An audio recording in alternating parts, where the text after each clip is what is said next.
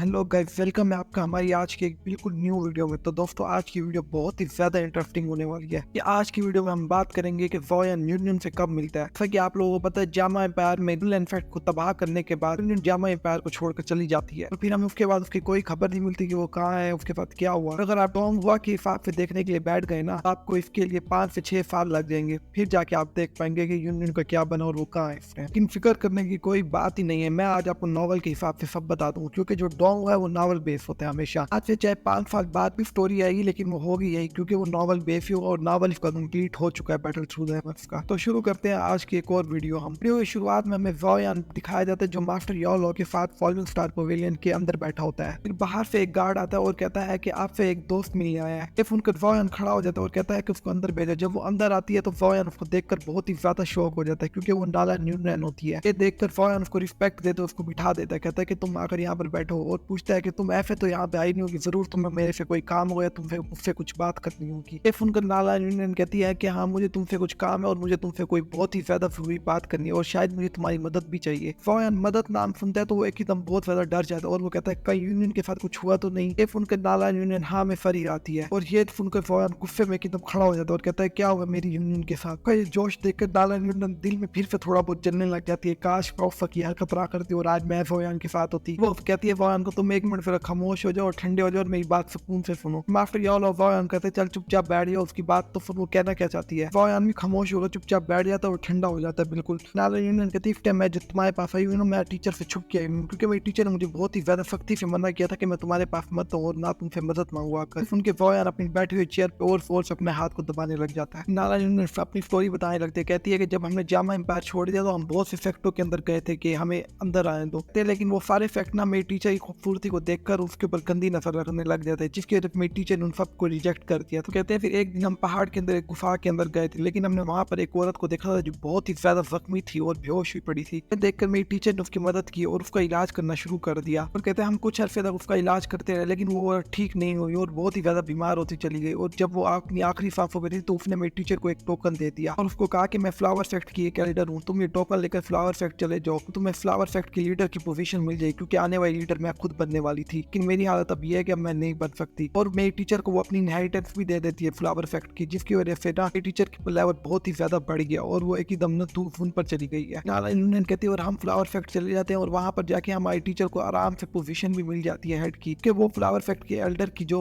Inheritance होती है वो भी मेरी टीचर के पास होती है। और कहते हैं वहां पे एक और एल्डर थी जो फ्लावर फैक्ट की लीडर बनना चाहती थी और वो मेरी टीचर को फोर्स करती है कि वो फ्लावर फैक्ट की लीडर की पोजीशन छोड़ दे और जो लीडर टोकन है वो भी उसको दे दे। और कहती है कि लेकिन मेरी टीचर ने वो जो टोकन था वो उसको दे दिया था, लेकिन वो यहाँ पर भी नहीं रुकती और फिर हमें कहती है कि मेरी टीचर को कि अपनी इनहेरिटेंस भी मुझे दे दे। बात मेरी टीचर को पता थी कि अगर मैं अपनी इनहेरिटेंस भी दे दूंगी तो मैं लगभग मर ही जाऊंगी, यहाँ तक कि मैं कल्टीवेशन भी नहीं कर सकती और कभी जिंदा भी नहीं रह पाऊंगी। लेकिन वो फिर भी हमारी टीचर की इनहेरिटेंस लेना चाहती थी मेरी टीचर। फिर कहती है कि वो मेरी टीचर को फाइट के लिए अरीना में चैलेंज कर देती है। तो फ्लावर फैक्ट का रूल है, जो भी लीडर की पोजीशन लेकर अगर उसको कोई चैलेंज कर देता है लीडर के लिए तो उसको उसके लिए लड़ना पड़ेगा। ये देखकर मेरी टीचर को मजबूरन उसका चैलेंज एक्सेप्ट करना पड़ जाता है। नाला यूनियन कहते हैं लेकिन ये एक खुदकुशी का फैसला था मेरी टीचर के लिए, क्योंकि वो जो लड़की थी वो डूफुन 4 स्टार पे थी और मेरी टीचर अभी डूफुन पे आई है। कहते यहाँ पर भी बात नहीं खत्म होती, क्योंकि उस अरीना का फ्लावर फैक्ट का रूल था कि अरीना में जो भी आएगा वो कपल होंगे, आपस वो लड़ेंगे साथ मिलकर, यानी हर फीमेल लड़की के साथ उसका एक हस्बैंड या उसका बॉयफ्रेंड होना लाजमी है। नाला यूनियन कहते जैसे कि तुम्हें पता है कि मेरी टीचर का कोई भी बॉयफ्रेंड और कोई भी हस्बैंड नहीं है, मतलब मेरी टीचर को अकेले ही लड़ना पड़ेगा और जो उसका बॉयफ्रेंड है वो डूफुन 5 स्टार पर है, यानी वो दो मिलकर मेरी टीचर के ऊपर इकट्ठे अटैक करेंगे और इकट्ठे मिलकर लड़ेंगे मेरी टीचर, लेकिन मेरी टीचर अकेली होंगी। ये सुन के वॉयन को और ज्यादा गुस्सा आ जाता है और वो गुस्से में खड़ा हो जाता है और कहता है कि क्या यूनियन पागल हो गई है, डूफुन 4 स्टार के वॉरियर और डूफुन 6 स्टार का वॉरियर कैसे लड़ सकता है उससे, अभी डूफुन पे सारी ब्रेक थ्रू करी है। नाला यूनियन जब वॉयन की आंखों में इतना ज्यादा गुस्सा देखते हैं तो वो बहुत ज्यादा शौक हो जाते हैं, लेकिन फिर उसको समझ आ जाती है कि वैसे भी वॉयन का ये आम ही बात है टीचर के लिए इतना सब कुछ दिखाना, फीलिंग्स अपनी दिखाना। नाला यूनियन बोलते कि लेकिन टीचर को सब पता है कि अगर वो ऐसे जाके अरीना में लड़ेगी और वो मारी जाएगी, लेकिन वो फिर भी तुमसे मदद मांगने को तैयार नहीं है, क्योंकि हम लोगों ने तुम्हारा सेंट्रल प्लेन में नाम बहुत सुना है और हमें पता है कि तुम इस टाइम कितने पावरफुल हो। और कहती है कि हमें यही पता है कि पूरा सेंट्रल प्लेन तुम्हें रिस्पेक्ट देता है बहुत ही ज्यादा, यहाँ तक कि तुम्हारे मास्टर और तुम्हारा नाम पूरे सेंट्रल प्लेन में फैल चुका है और हमने भी तुम्हारा नाम इन्हीं दिनों में बहुत ज्यादा सुना है। वॉयन खड़ा होता है और नाला यूनियन कहता है चलो हम फ्लावर फैक्ट के अंदर अभी चलते हैं। सुनकर नाला यूनियन हाँ में फर हिलाती है और वो वॉयन के पीछे जाने लगते हैं, लेकिन तभी पीछे से मास्टर योलो आवाज देते हैं और वॉयन को अपने पास बुलाते हैं। वॉयन और नाला यूनियन मास्टर के पास जाते हैं। मास्टर योलो और वॉयन को कहते हैं कि जाकर फ्लावर फैक्ट में ना जब सारे मामले हल हो जाए तो उधर उधर मेरा नाम भी बताना और उनको ये भी बताना कि तुम मेरे क्या लगते हो। मैं उधर कई दफा जा चुका हूँ अपने जब जवानी के दौर में और वो लोग मुझे बहुत ही ज्यादा रिस्पेक्ट देते हैं। यकीनन अब भी वहाँ पे कोई बहुत सारे जो ऐसे एल्डर्स होंगे जो जिंदा होंगे जो मुझे जानते होंगे अच्छी तरह। ये सुनकर वो यार हाँ में फर्क जाता है और वहाँ से निकल जाता है। हमारा फील्ड यूनियन पे शिफ्ट होता है जब हमें दिखाया जाता है कि एक बार से एक लड़की आती है और कहती है कि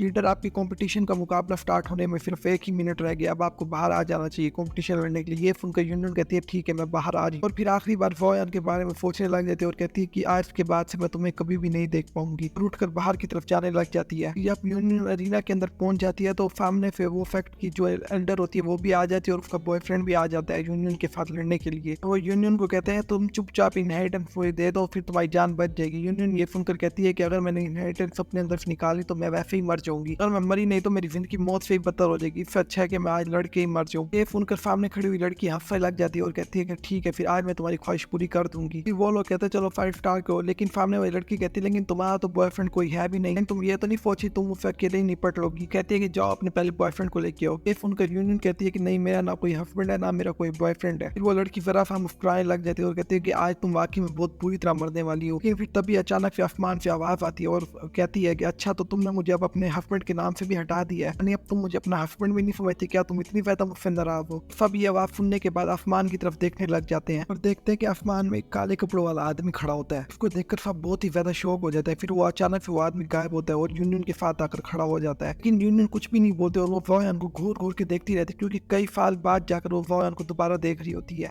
वॉयन भी वॉयन ही होता है, वो इस मौके का फायदा उठा के यूनियन का हाथ पकड़ लेता है। जब यूनियन अपने होश में आती है और वॉयन को देखती है और कहती है कि तुम यहाँ पे क्या कर रहे हो, फिर ये सुन के वॉयन को जरा गुस्सा आ जाता है और उसको नाराज होकर कहता है कि तुम चुपचाप खड़ी रहना, अब तुम कुछ भी नहीं बोलोगी। ये सुनकर यूनियन थोड़ा डर जाती है और चुपचाप वॉयन के साथ खड़ी रहती है। वॉयन उसको कहता है कि इतना सब कुछ हो गया और तुमने मुझे कुछ बताया भी नहीं। वॉयन सामने घूर कर देखता है और कहता है कि मैं यूनियन का हस्बैंड हूँ और मैं इसके साथ मिलकर इस फाइट में आऊंगा और मैं ये फाइट यूनियन के साथ मिलकर लड़ूंगा। जब वो लड़की वॉयन का लेवल देखती है कि डूफून के पहले स्टार पर है, वो भी मुस्कुराने लग जाती है और कहती है क्या तुम भी इसके साथ ही मरना चाहते हो आज यहाँ पर। वो लड़की कहती है जैसा कि हमारी शर्त है, अगर आज तुम फाइट में हार गई तो मैं तुम्हारे से इनहेरिटेड को वापस ले लूंगी। ये सुनकर फिर वॉयन कहता है कि अगर तुम हार गई तो फिर तुम क्या करोगी। फिर वो लड़की कहती है तो मैं फिर यूनियन को यहाँ से चुपचाप जाने दूंगी। ये सुनकर वॉयन कहते हैं ये शर्त तो बहुत ही ज्यादा गलत है और वॉयन कहता है कि तुम वो लीडर की पोजीशन का जो टोकन है वो वापस यूनियन को दे दोगी अगर तुम हार गई। पहले तो ये बात सुन के सामने खड़ी हुई लड़की को बहुत ज्यादा गुस्सा आ जाता है, फिर वो कहती है कि चलो ठीक है मैं इस शर्त को मान लेती हूँ। वॉयन कहता है कि और ये बात सारे एल्डर्स सुन रहे हैं और ये सारे एल्डर्स इस बात की गवाह रहेंगे। अभी फ्लावर फेस्ट के टाइम एल्डर्स खड़े हैं। फिर वॉयन लड़ाई करने के लिए आगे बढ़ने लगता है और उसके साथ यूनियन भी आगे चलने लगते हैं। ये देखकर वॉयन यूनियन का हाथ पकड़ता है और कहता है कि तुम लड़ाई में नहीं आओगे बीच में।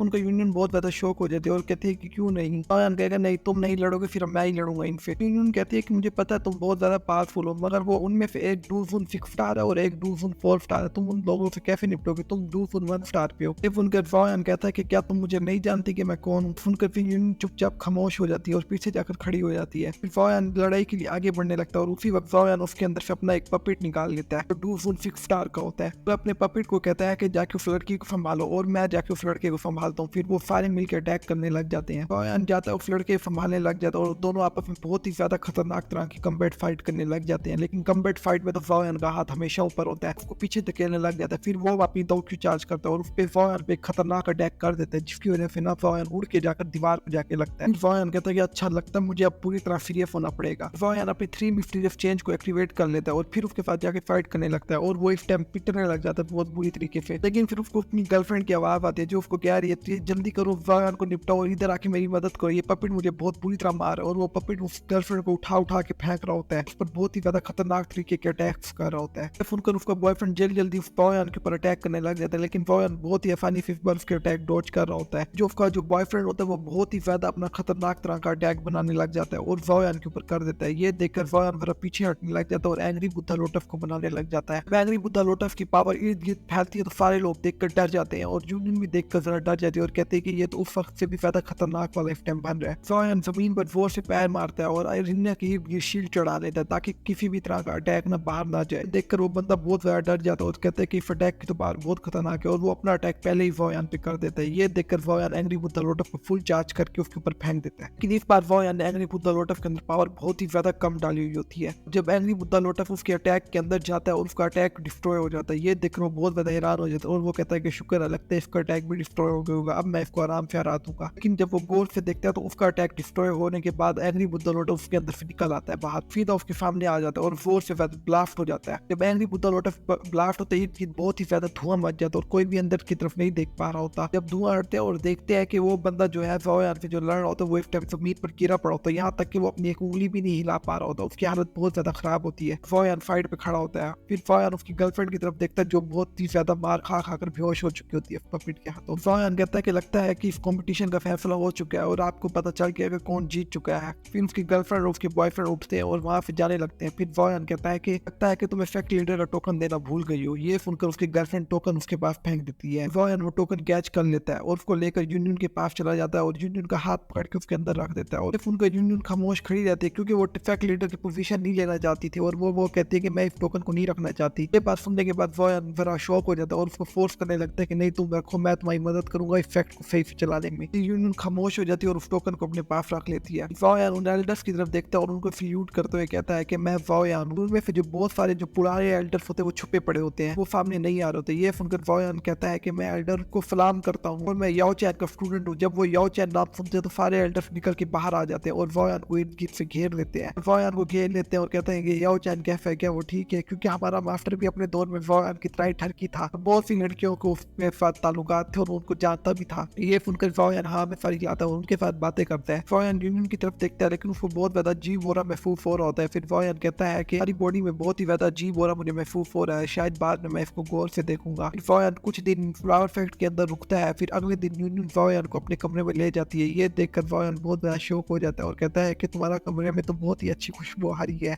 उनका यूनियन घूर घूर के जोयान को देखने लग जाती है। गुस्से में आकर जोयान को कहती है कि तुम आज भी अपनी हरकतों से बाज नहीं आ रहे और तुम आज भी वैसे ही हो। उनका जोयान कहता है कि जाहिर सी बात है मैं क्यों बदलूंगा, मैं तो आज भी वैसा हूँ जैसे मैं पहले था, मैं वैसा ही रहूंगा। ये सुनकर यूनियन चुपचाप शर्माने लग जाती है और वो सीन याद रखने लग जाती है जब जोयान और वो पहाड़ के अंदर थे। जोयान यूनियन को बेड के पास लेकर जाता है और उसको बिठा देता है और कहता है कि रुको मुझे तुम्हारी बॉडी चेक करने दो क्योंकि मुझे इसमें बहुत ही ज्यादा अजीब हो रहा महसूस हो रहा है। वो यूनियन की कमर के ऊपर हाथ रखता है और अपनी दो क्यूब के अंदर भेजता है और कहता है कि इनहेरिटेड फ्लेयर्स तो लिया लेकिन ये अभी तक तुम्हारी बॉडी के अंदर पूरी तरह मर्ज नहीं हुई। उनका यूनियन बहुत बड़ा शौक हो जाती है। जोयान कहता है रुको मुझे तुम्हारी मदद करने ताकि मैं इनहेरिटेंस को तुम्हारे अंदर जो है मैं तुम्हारी मदद कर सकूं। यूनियन जोयान की तरफ पीट कर बैठ जाती है। फिर जोयान अपनी फ्लेम्स यूनियन की बॉडी के अंदर डालने लग जाता है लेकिन जब जोयान इनहेरिटेंस को सोल्व कर रहा होता है तब भी जोयान की फ्लेम्स का प्रेशर बढ़ जाता है जिसकी वजह से यूनियन के सारे कपड़े जल के खत्म हो जाते हैं। देखकर यूनियन हटपटाने लग जाती है लेकिन जोयान उसकी कमर को जोर से पकड़ लेता है और कहता है कि हिलना मत, और यूनियन वहीं पे रुक जाती है।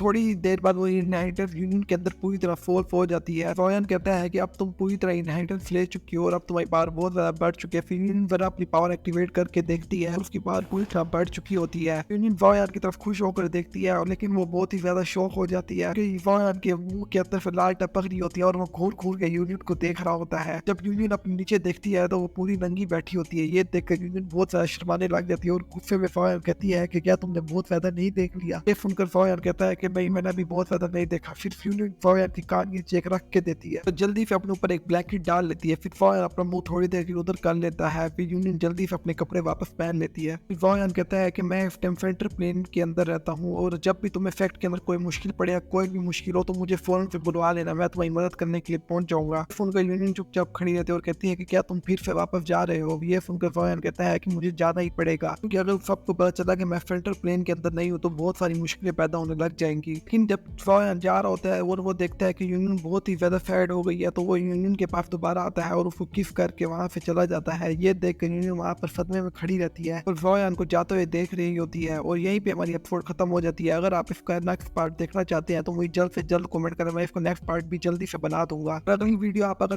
पे देखना चाहते हैं कि जब जोयान पहली बार अपने बाप से मिलता है और जब जोयान पहली बार अपनी बीवियों को अपने फादर से मिलाता है तो क्या होता है, मुझे जल्द से जल्द कमेंट करें, मैं उस पर भी आपको अगली वीडियो बनाकर दे दूंगा। तो दोस्तों अगर आपने मेरा दूसरा चैनल सब्सक्राइब नहीं किया उसको सब्सक्राइब कर लें क्योंकि उस पर मैं डोंगवा, मानवा और एनिमी रिलेटेड अक्सर स्टेटस डालता रहता हूँ और वो बहुत ही ज्यादा अच्छे होते हैं। तो लिंक मैंने डिस्क्रिप्शन में दिया हुआ है। मैं मिलता हूँ आपसे एक बिल्कुल न्यू वीडियो में, तब तक के लिए आप लोग अपना ख्याल रखें।